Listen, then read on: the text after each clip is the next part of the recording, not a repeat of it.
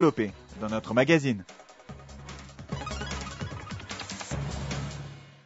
InfoLive TV s'est rendu dans des agences de voyage pour enquêter sur les lieux de destination des Israéliens. À la vieille de Pessah, les préparatifs s'accélèrent, aussi bien pour les nombreux Israéliens qui vont voyager à l'étranger que pour les touristes attendus pour passer Pessah en Israël. Un joyeux chassé-croisé. Dans un premier temps, rendez-vous à l'agence ISTA à Jérusalem. Alors, bonjour Sandra, tu es directrice de l'agence ISTA au centre-ville de Jérusalem et on voudrait te poser quelques questions sur les destinations des Israéliens qui quittent le pays pour les fêtes. Est-ce que tu peux nous donner un peu de chiffres? Combien d'Israéliens quittent le pays pour les fêtes? Oui, alors absolument. Il y a à peu près 200 000 Israéliens qui partent cette année à Pessah.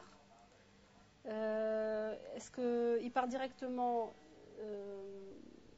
dans 3 destinations plus principalement? Oui. Alors, les destinations de cette année, c'est surtout la Turquie, l'Europe et les États-Unis. Alors, et combien de Français viennent en Israël? Est-ce que tu sais un peu Alors là, j'ai pas vraiment de chiffres sur le nombre de Français qui viennent en Israël. Ce que je peux vous dire, c'est qu'il y en a beaucoup.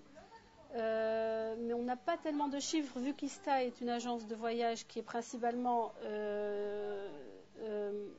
centralisée sur les Israéliens qui partent en dehors du pays et non pas sur les Français qui viennent en Israël. Mais ce que je peux vous dire, c'est que les hôtels sont vraiment surbookés cette année, et ça depuis longtemps d'ailleurs. Les Français ont commencé à faire leurs réservations depuis très longtemps, mais c'est principalement des Juifs français qui viennent pour les fêtes de Pessah. Oui, bien sûr. Et est-ce que le Sinaï est encore une destination qui est en mode?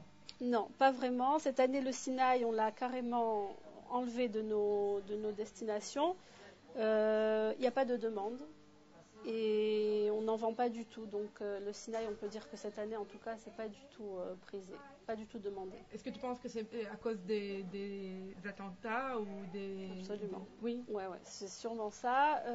Avec ce qui s'est passé aussi les années précédentes dans le Sinaï aussi, ça joue énormément. Les gens ont peur d'aller dans le Sinaï. Et maintenant, un entretien avec Mark Feldman, directeur de l'agence de voyage Zion Tours. Where are people going to in Israel? Where are the tourist spots, the tourist sites? It used to be guest houses in the north, or maybe the Dead Sea, maybe Eilat. What's the latest? Look, I think it's a combination of both. The guest houses are completely sold out and their numbers are high. People, though, Passover and Easter are family holidays, so people are looking for family locations, be it on the Dead Sea or all-inclusive hotels in Eilat, or going farther afield to Cyprus and Turkey. They want the whole package. They want to have entertainment, they want to have food, they don't want to make any decisions. And hopefully the weather will be nice, that the water sports will kick in as well.